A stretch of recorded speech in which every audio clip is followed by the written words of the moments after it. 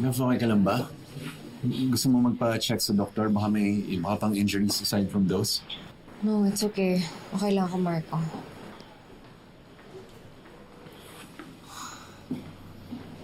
What are you thinking? I don't know.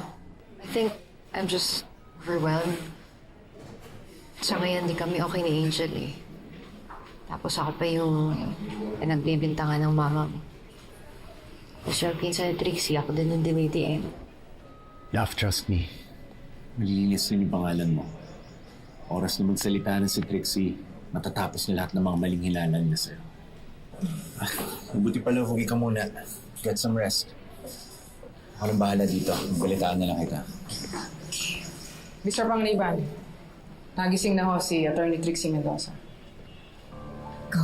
Sige na, una ko alabahin.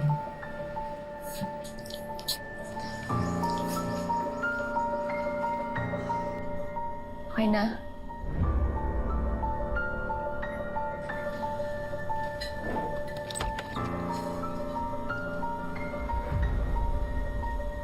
Trixie.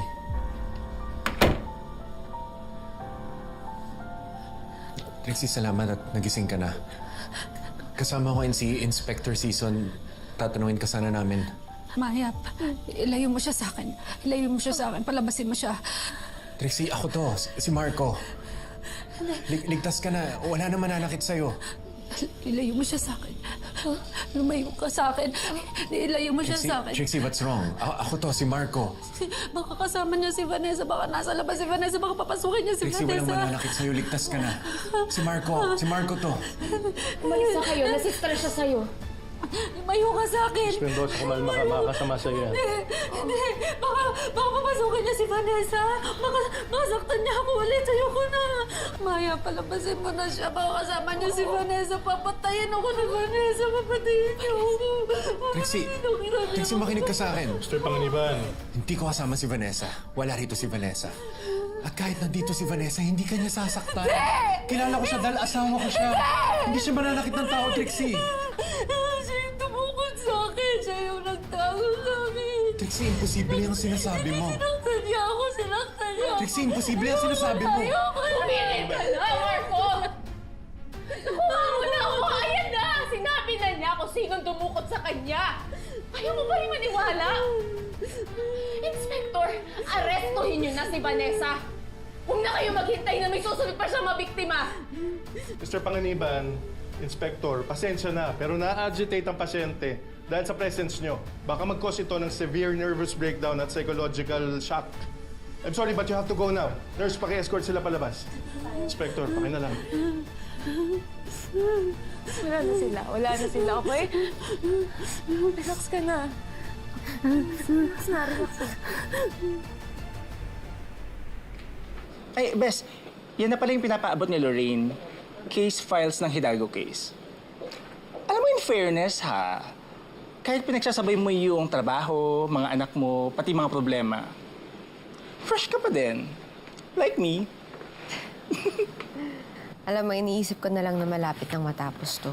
Lalo na ngayon, safe na si Trixie. Matuturo niya na kung sino talaga yung totoong kriminal. Ay, Bes, oh. Tignan mo tong news na kakaloka. Dito daw natagpuan si Trixie. Sa kasalukuyan ay pinaghahanap na ng mga otoridad ang bahay kung saan dinala ang mga biktima.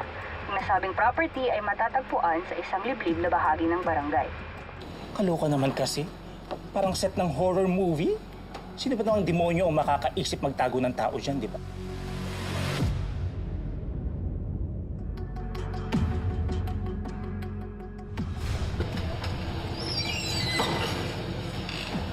May tao ba dito?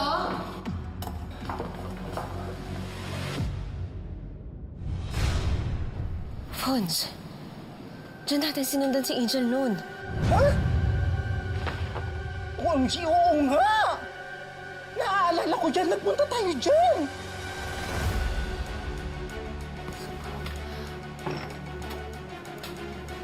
Tama nga yung hinala ko. May kinalaman si Angel sa pagkawala ni Trixie. Fons, si Angel ang dumukot sa kanila ni Mama.